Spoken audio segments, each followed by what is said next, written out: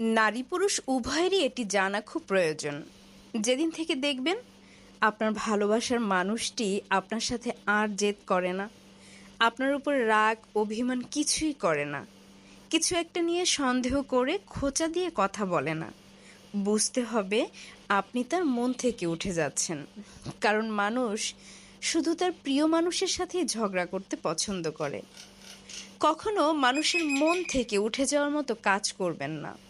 তাদের মন থেকে উঠে যাওয়ার মতো ভয়ঙ্কর কিছু পৃথিবীতে আর নেই।